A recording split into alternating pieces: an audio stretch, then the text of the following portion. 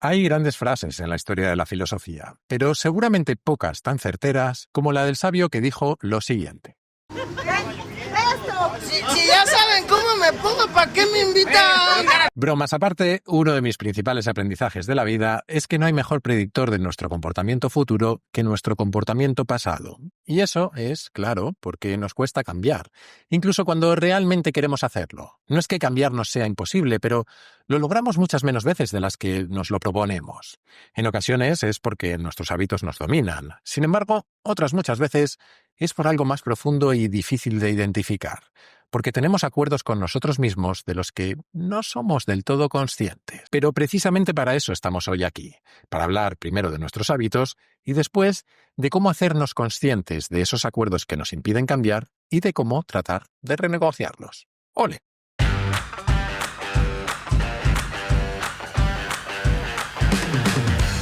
Soy Jaime Rodríguez de Santiago y esto es Kaizen, el podcast para mentes inquietas en el que te acerco a personas, a ideas y a técnicas fascinantes de las que aprender cada día.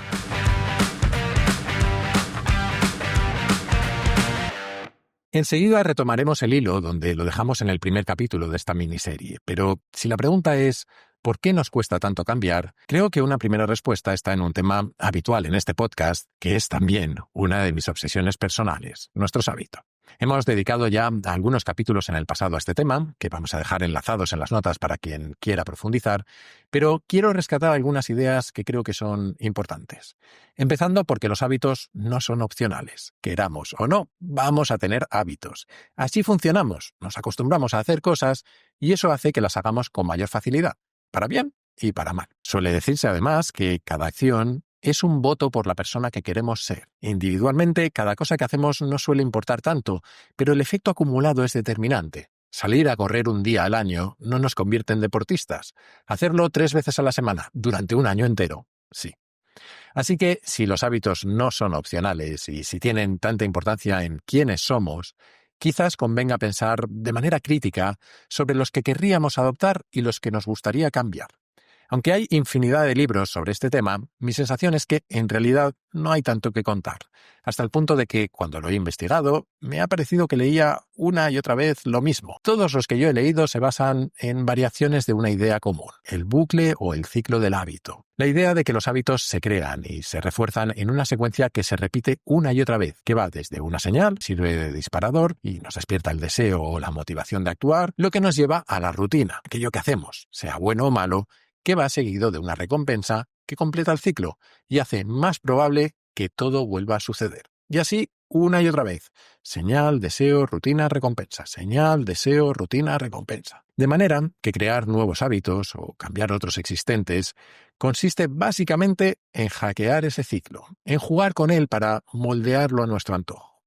Si queremos crear un nuevo hábito o reforzar uno que ya tenemos, trataremos de hacerlo obvio, es decir, de que la señal que lo dispara esté muy presente, usando recordatorios, planificándonos o vinculándolo a otro hábito que ya tengamos. Es más fácil integrar algo en nuestra rutina de mañana o de noche si lo asociamos a otro algo que ya hacemos, como un paso más en preparar nuestro desayuno o en lo que sea que hagamos antes de irnos cada uno a dormir. Pero de la misma manera, para deshacernos de hábitos que ya tengamos, tenemos que convertir las señales en invisibles. Siempre pongo de ejemplo el móvil porque es una máquina diseñada para generar estímulos que reclaman nuestra atención.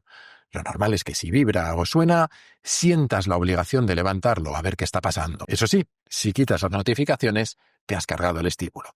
Que no es garantía de que no lo mires, pero al menos el impulso surgirá de ti. Siguiendo con esta lógica, podemos tratar de hackear la parte relativa al deseo, haciendo que nuestras rutinas sean más o menos atractivas en función de si queremos reforzarlas o eliminarlas.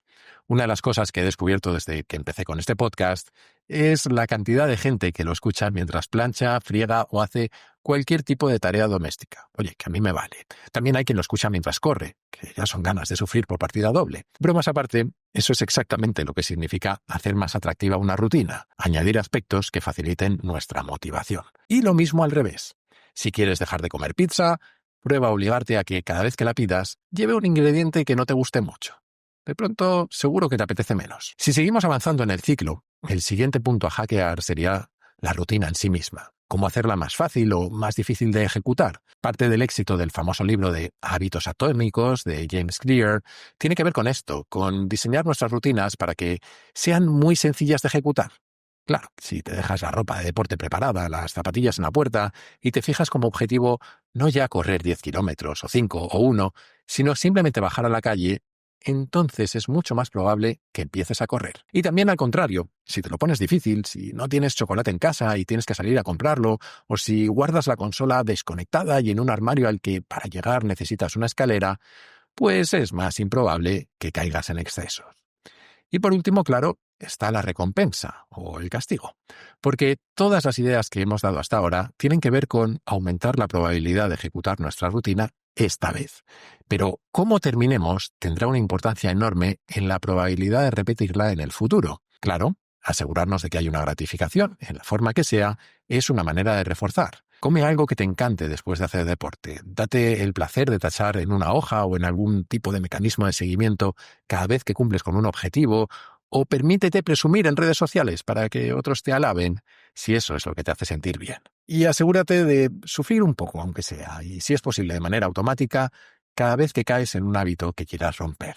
Comprométete a pagar la primera ronda con tus amigos cada vez que llegues tarde, o dales permiso para que te impongan un castigo. Por ejemplo, tú verás. Paremos aquí un momento. Hemos dicho que para consolidar un hábito tenemos que hacer que sea obvio, atractivo, fácil y gratificante, y que para romperlo debemos convertirlo en invisible, poco atractivo, difícil y desagradable. Pero para conseguir todo esto, yo he aprendido algo fundamental. No confíes demasiado en tu disciplina. Tu fuerza de voluntad es limitada. El próximo lunes a las 7 de la mañana será mucho más limitada de lo que imaginas el domingo, mientras desayunas tranquilamente y piensas en todo lo que vas a hacer durante la semana. Por eso hay dos claves que para mí son esenciales. La primera es que esto va mucho más de diseñar sistemas y entornos que de ser disciplinados. Creo que funciona mucho mejor pensar de manera deliberada en cosas como qué está a la vista y qué no, qué podemos dejar preparado, o cómo podemos automatizar disparadores, recompensas o lo que sea. ¿De qué manera puedes quitarte a ti mismo de la ecuación y que la marea te empuje lo más posible? La otra clave para mí es lo que alguien que pasó por este podcast, Austin Kleon, llama ser aburridos. Y es asegurarte de que las cosas básicas y poco sexys de la vida están bajo control. Él habla de creatividad y dice que para hacer un buen trabajo creativo necesitamos cuidar de nosotros mismos, dormir bien, evitar las deudas, mantener otro trabajo que nos pague si es necesario, tener un calendario y organizarnos y sobre todo elegir bien a nuestra pareja.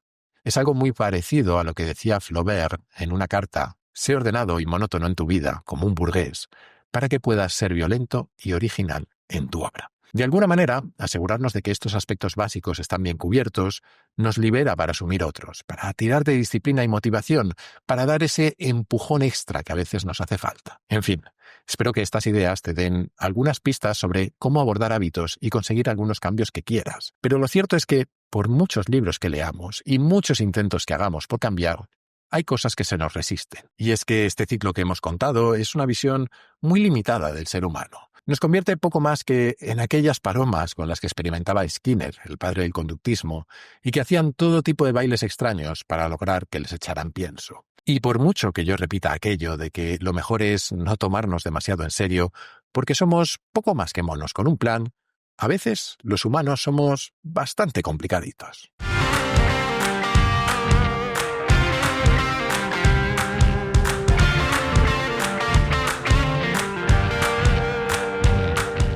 Acabamos el capítulo anterior que dedicamos a estos temas hablando de las teorías de Robert Keegan y de las etapas que, según él, atravesamos a lo largo de toda la vida, incluida la adulta, en nuestra capacidad para lidiar con la complejidad del mundo. Decíamos entonces algo así como que avanzar en ese desarrollo tenía que ver con tomar la distancia y la perspectiva suficientes como para convertir aquello que nos define en algo observable por nosotros mismos. De alguna manera, conquistamos nuevos niveles a medida que somos capaces de tomar distancia de nuestros impulsos, nuestros deseos, de las definiciones o expectativas de los demás, o de nuestros propios sistemas de creencias e ideologías.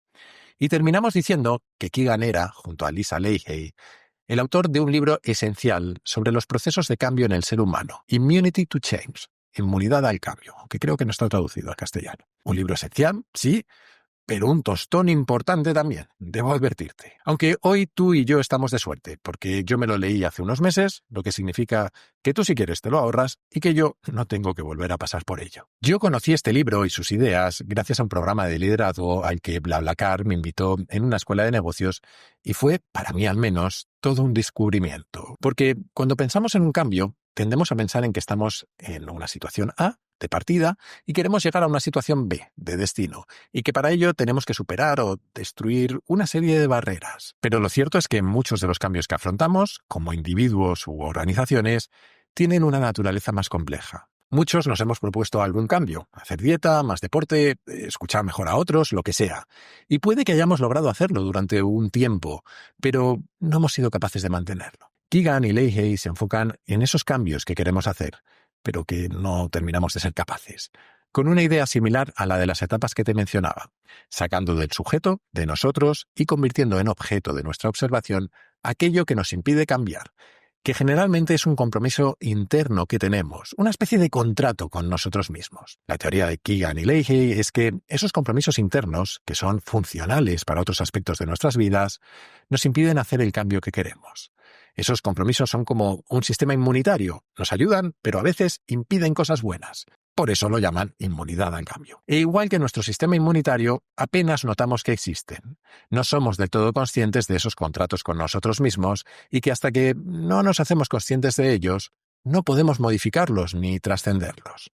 Vale, pero ¿cómo nos hacemos conscientes? Bueno, pues lo que ellos proponen es un ejercicio que se hace en varias etapas y que consiste, en el fondo, en una especie de radiografía del difícil equilibrio que existe entre nuestras ganas de cambiar y los buenos motivos que tenemos para no hacerlo. Es un ejercicio que se hace con papel y boli, pero que conviene abordar lentamente, por lo que, más que animarte a que los tengas a mano ahora mismo, mientras me escuchas, te animo a que vuelvas al capítulo después con calma si quieres probarlo. Es más, si me estás escuchando solo en audio, tal vez quieras buscar el capítulo en YouTube, ya que pondremos algunas imágenes del proceso. Y ya de paso, te puedes suscribir al canal, si es que no lo estás. En fin, que todo empieza con escribir en una hoja, dispuesta en horizontal, una primera columna, que titularemos Compromiso. Este es nuestro objetivo de mejora. Y dicen que debe cumplir una serie de características. Para empezar, debe ser un cambio de comportamiento, no un resultado. No se trata de lograr una determinada métrica, sino de cambiar lo que hacemos. Debe ser algo personal, algo que queramos cambiar en nosotros, no en otras personas. Y que sea realmente importante para nosotros. Idealmente, el cambio más importante que podríamos hacer. Y por último, que esté definido de manera afirmativa. Que sea algo que queramos ser, no algo que queramos dejar de ser. Por ejemplo, escuchar más atentamente en lugar de dejar de distraerme. Una buena forma de identificarlo es pedir opinión a otras personas, a nuestro manager, a nuestros compañeros o a nuestras parejas, si nos atrevemos. Por lo general, son cosas que si preguntamos a personas cercanas, no son precisamente sorpresas para ellas. Pongamos un ejemplo de su libro, en el que hablan de un tipo cuyo objetivo era escuchar mejor. Especialmente, mantenerse presente, concentrado y ser más paciente. Y eso es justo lo que hay que escribir en la primera columna. En la segunda empieza lo divertido. En ella vamos a apuntar aquello que hacemos o dejamos de hacer en lugar de nuestro objetivo. Todos aquellos comportamientos que van en contra de lo que queremos ser. No pienses en por qué sucede, ni trates de buscar ideas para evitarlo. El objetivo de esta columna no es cambiar, sino identificar comportamientos que representen síntomas de algo mayor. ¿Qué es lo que nos impide el cambio? Aquí también podemos pedir feedback a otras personas en las que confiemos y preguntarles. Volviendo al ejemplo de este tipo que quería escuchar mejor, en la segunda columna habría cosas como permito que mi atención se desvíe, miro a mi móvil, hago listas de cosas que hacer en mi cabeza o en un papel. Si estoy hablando con un cliente, con frecuencia me pongo a pensar en qué respuesta le impresionaría en lugar de escucharle. Si es mi hija, suelo ponerme a pensar en qué debería hacer ella diferente y dejo de escuchar. O si es mi mujer, a menudo siento que lo que me cuenta no es urgente y mi atención se va a algo que sí creo urgente. Y antes de que pienses que menuda joyita de persona, ten cuidado, porque todos hacemos cosas de ese estilo, si no en este ámbito, en otro. Y en la siguiente columna llega lo más interesante, los compromisos ocultos que compiten con nuestro deseo de cambio. Para identificarlos, ellos sugieren que lo primero es que en esa misma columna dibujemos una caja y escribamos preocupaciones. Es decir, para cada uno de los comportamientos anteriores, esos incompatibles con el que querríamos tener, que nos preguntemos qué es lo que nos haría sentir mayor incomodidad, preocupación o incluso miedo si hiciéramos exactamente lo contrario? Y sentir es la palabra clave. De alguna manera estamos buscando cuál es la preocupación real, la sensación de riesgo o de falta de protección que nos lleva a ese comportamiento. Porque la idea no es solo que tengamos esos miedos, sino que tenemos el compromiso interno de protegernos de ellos. Y por eso nos comportamos así. Volviendo a nuestro ejemplo, las preocupaciones de este hombre eran que le preocupaba perderse algo del trabajo y por eso miraba el móvil. O le preocupaba olvidarse de algo y por eso se distraía haciendo listas de tareas. O le preocupaba parecer poco inteligente o incapaz y por eso pasaba más tiempo pensando en una respuesta brillante que tratando de escuchar. Y así resulta que, con su compromiso de escuchar mejor a otros, competían otros compromisos ocultos, como no sentir que no tenían control, no cometer un gran error, no permitir a otros cometer un gran error o no sentirse humillado o incapaz. Todos estos compromisos cumplen una serie de características. Son, para empezar, compromisos de autoprotección. Hacen que uno o varios de los comportamientos de la segunda columna tengan sentido. Salta además a la vista que no va a ser suficiente con eliminar los comportamientos de la segunda columna, porque cumplen a estos propósitos que son importantes para nosotros. Así que acabamos sintiendo que no hay salida, porque tiran de nosotros en dos direcciones. Paremos aquí un momento. Si te fijas, lo que sucede es que hay un sistema dinámico, que es lo que hace que tal vez logremos cambios temporales, pero volvamos una y otra vez al punto de partida. Tenemos un pie en el acelerador y otro en el freno. ¿Y cómo lo solucionamos? Pues, según ellos, nos falta una columna más, en la que tratar de identificar las grandes asunciones que hay detrás de nuestros compromisos ocultos, para luego intentar ver cómo los transformamos en otros, un poco diferentes. ¿Vale? ¿Y qué es en el fondo lo que hay detrás de esos compromisos ocultos? Esta es la parte más difícil del ejercicio. En el ejemplo que hemos puesto, esta persona asumía que no había nada positivo en una interacción con sus hijas en las que ellas descartaban o ridiculizaban lo que les dijera. Era mucho mejor no interactuar. O asumía que su mujer esperaba que la ayudara a resolver los problemas que le planteaba. Esto, por cierto, es muy de los hombres, y no te digo ya de los ingenieros. Se nos olvida que la gente a veces no quiere que le solucionemos nada, sino simplemente ser escuchada. Pero eso es tema para otro día. Este hombre también asumía que si no controlaba una situación, siempre iría peor, o que si cometía un error no podría recuperarse, o que si no ayudaba a otros, sería responsable de lo que les sucediera. Claro, pasar de quiero escuchar mejor a este nivel de cuestionarnos lo que sea que nos lleva a comportarnos como lo hacemos es un salto enorme y difícil. De hecho, es probable que no tengamos claras estas asunciones, pero ellos dicen, y en mi experiencia es real, que si las planteamos como hipótesis, algunas nos parecerán absolutamente ciertas, y nos diremos algo así como, no es que asuma que algo va a suceder, es que sucederá, y estarán bien definidas si cada una de ellas, de ser ciertas, hacen que algunos de los compromisos ocultos de la columna 3 sean inevitables y además nos muestran un mundo mayor al que no nos habíamos atrevido a asomarnos. Fantástico.